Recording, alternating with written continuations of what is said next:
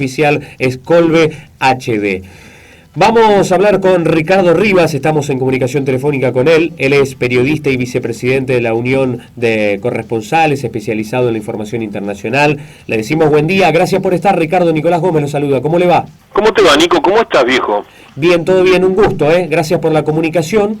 Y bueno, el tema central del día para tenerlos más presentes que nunca, porque en este momento, en el acto, en conmemoración, o recordando, mejor dicho, los 20 años desde el 18 de julio de 1994, cuando eran las 9:53 y esa bomba estallaba, hoy se está recordando más que nunca a estas víctimas inocentes. Por eso dijo, queremos saber qué pasó, fueron las palabras de Rafael Thomas Seig, vicepresidente de la AMIA. ¿Qué reflexión te merece de tu experiencia y especialista en la materia?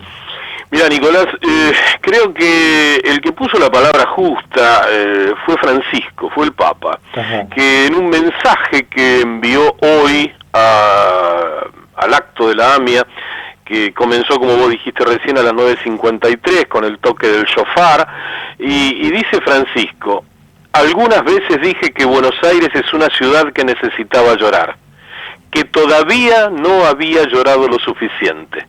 A riesgo de caer en un lugar común, lo repito, nos hace falta llorar.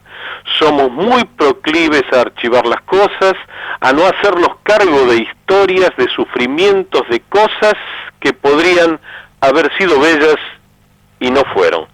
Eso es lo que dijo Francisco, lo que dijo Jorge Bergoglio, lo que dijo un argentino, un porteñazo, cuando fue visitado días atrás por amigos de la AMIA, amigos de la comunidad judía. Son muchas las cosas que han quedado truncas. Yo no miro ni leo lo del 18 de julio del 94 solo desde lo que ocurrió ese día, sino que lo leo y lo miro desde 2 años antes, cuando en 1992 también un ataque terrorista voló el edificio de la embajada, y en aquel caso, en 1992, fueron 26 las víctimas fatales.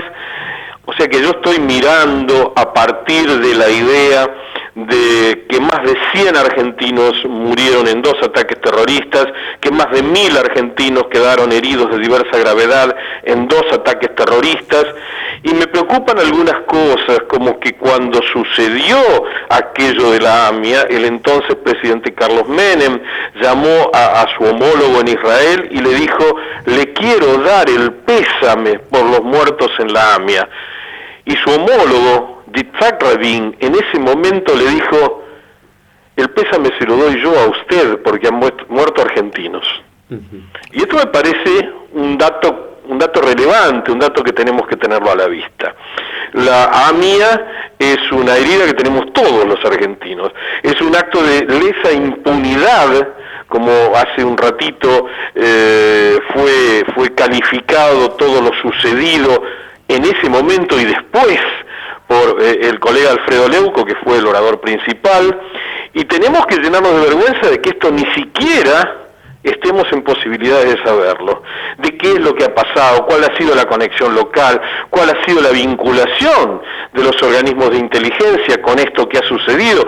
Acaba de reeditarse un libro mucho más completo en su primera edición, que lo hizo Gabriel Levinas. El libro se llama La ley bajo los escombros, donde hay un capítulo que yo recomiendo que se lea, que lo recomiendo fervorosamente, sí, que es la memoria de un espía de la Policía Federal que estuvo 15 años infiltrado en las organizaciones judías, que cuenta cómo fue infiltrado, cómo hizo toda la tarea de infiltración, cómo se casó con una chica judía, cómo aprendió hebreo, cómo estudiaron los planos de la AMIA, planos que no se encuentran, que no se sabe dónde están, para que tengamos una idea de que esto fue no solo un atentado, un ataque terrorista que vino desde el exterior, sino que había una conexión local hiperactiva para permitir y llevar a cabo un crimen de ese calibre, de ese tamaño,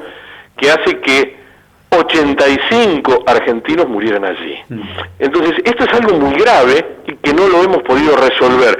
Yo diría que me han quedado algunas cosas de los tiempos que trabajaba en Brasil y digo que eu tenho saudades das mortos da AMIA. Yo tengo extraño a los muertos de la AMIA, aunque a muchos no los conocía. ¿Por qué? Porque esos son muertos de nuestra sociedad. Y no tenemos en claro lo que sucedió, y siempre que se ha manejado por todos los gobiernos que hubo desde entonces hasta hoy, se ha manejado solo mirando la conveniencia política. Ahí me quiero detener, Ricardo. Adelante, vos mencionaste al gobierno y bueno, lo que se está reclamando como común denominador con este cartel de justicia por parte de los familiares que dicen nuestros muertos piden justicia y no acuerdos y exigen al gobierno medidas concretas. ¿Qué medidas crees que puede adoptar el gobierno a pesar de que hayan pasado 20 años de esto? Bueno, digamos que no es mucho, porque cuanto más tiempo pasa en recolectarse la prueba y en trabajar sobre la investigación, es la verdad que la verdad sale disparando, la verdad se pone cada vez más lejos. Claro. Digamos que hay dos actitudes incluso a partir del gobierno actual. La señora Cristina Fernández, cuando era senadora y que integraba la Comisión Bicameral de Seguimiento de las investigaciones de los dos ataques, el de la Embajada y el de la AMIA, era una senadora proactiva, una senadora que proponía cosas. Recuerdo perfectamente que en los primeros 2, 3, 4 años de gobierno de Néstor Carlos Kirchner, el gobierno estaba presente en los actos de la AMIA para marcar diferencias con los anteriores. Y hoy solo estaban el ministro Siglioni, que a mucha gente le cuesta identificar a Siglioni porque no le conocemos la cara, no le conocemos la voz, no le conocemos absolutamente nada, y estaba el senador Aníbal Fernández. Eran las dos únicas personalidades que estaban allí en este momento.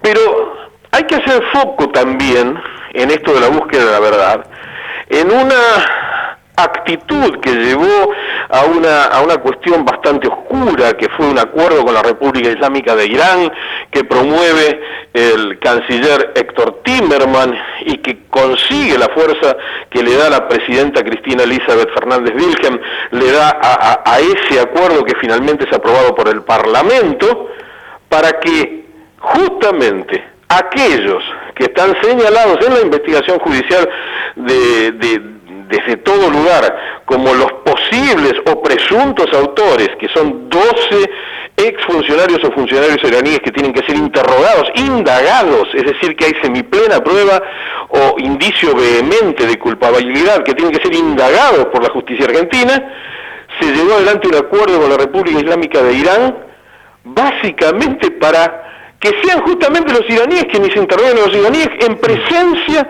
de fiscales argentinos.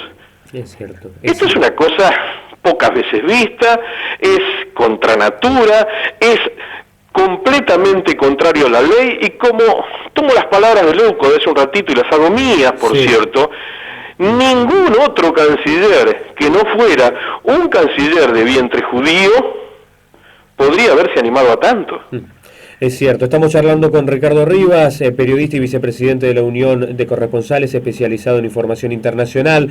Me encantaría quedarme hablando todo el programa de los 20 años de la AMIA, pero también un hecho trascendental que suscitó en la tarde de ayer tiene que ver con la tragedia del avión de Malaysia Airlines, el segundo avión. Y digo que esto pareciera una broma macabra del destino, o al menos para una mujer australiana que perdió familiares en las dos tragedias de Malaysia Airlines. Estoy leyendo un artículo y dice, es australiana y en marzo había sufrido la pérdida de su hermano y ayer la de su hijastra, quien viajaba en la aeronave derribada en Ucrania. ¿Qué opinión te merece esto que abre demasiadas preguntas? Es decir, sobran las preguntas pero faltan respuestas, Ricardo. Eso suele ocurrir casi siempre, ¿no? Ante la cosa terrible de la muerte, uno siempre tiene preguntas y siempre tiene interrogantes. Por cierto, que se da desde una mirada estrictamente superficial, se da la particularidad de que dos aviones de Malaysian Airlines tienen esta desgracia, que desaparecen tantas personas. Digamos que en solo dos aeronaves de la misma compañía más de 500 personas, no se sabe absolutamente nada de ellos. Es un tema. Pero en esta particular situación que se da en un territorio donde se está desarrollando lo que técnicamente se podría llamar una guerra de baja intensidad, porque realmente es de baja intensidad, donde en una diferencia de apenas menos de 35 o 40 segundos tenía que pasar por la misma aerovía, por la misma ruta, tenía que pasar el avión que transportaba al presidente Putin, que es el presidente de la Federación Rusa. Entramos en la duda de si esta situación se dio porque querían derribar al avión de Putin o que hubo una confusión, pero lo concreto es que hay muertos que una vez más caen sin tener absolutamente nada que ver en un enfrentamiento que es un enfrentamiento propio de aquellos que se daban en el siglo XX. No es un enfrentamiento del siglo XXI, es un enfrentamiento de comunidades, es un enfrentamiento a partir de la necesidad que tiene la Federación Rusa de poder llegar a esos territorios, y es donde tiene su asiento, donde tuvo su asiento durante muchos años la flota del Mar Negro, donde están las naves más pesadas de lo que fue la Unión de Repúblicas Socialistas Soviéticas. Es decir, estas cosas que no tienen explicación, que algunos son prorrusos, que algunos son antirrusos, que algunos están por la independencia, que algunos están por no independizarse del peso de Rusia, pero lo concreto es que en esta locura, en esta desafortunada idea de la importancia que tiene el territorio por encima de las vidas de las personas, han muerto esta cantidad de inocentes. Entonces, esto, cuando uno lo suma, lo adhiere, lo pega periodísticamente a la situación que también se está dando en Oriente Cercano, que sin querer también tiene relación y vinculación con los dos ataques terroristas que sufrió la República Argentina en 1992 y 1994, nos da un panorama de inseguridad global que realmente llama la atención y tendría que ser una suerte de alerta sobre las organizaciones multilaterales, como es el caso de la Organización de las Naciones Unidas. Pero a su vez, si tenemos en cuenta que la Organización de las Naciones Unidas, pese a que en el primer párrafo de su constitución dice los pueblos del mundo, sin embargo allí no están representados los pueblos del mundo, sino que están los gobiernos de 170 países que no son necesariamente la voz de los pueblos. Ricardo, agradecerte por tu tiempo, impecable la información y el análisis, admirable, por eso estaremos en contacto seguramente. Ojalá que no sea por un hecho semejante, sino para debatir temas vinculados al ámbito internacional. Gracias por tu tiempo, gracias por estar. Gracias a vos, Nico, y saludos para muchos de los compañeros tuyos que están ahí, que algunos han sido estudiantes y los he tenido conmigo, y para Josecito Di Bartolo y toda la banda que está liderada por Fabricio Sota, por favor, un capo absoluto. Así que les mando un abrazo muy grande y tengan en cuenta que para mí estar hablando con ustedes es un gustazo, porque allá por 1991 empezamos con Claudio Calabrese y Juan Carlos Catalano, después con Mena, empezamos lo que después fue la carrera que ustedes han seguido, que es la carrera de licenciado en Comunicación Social. Te mando un gran abrazo. Gracias, Ricardo. Seguramente todos ellos están escuchando a través de colbhd.com.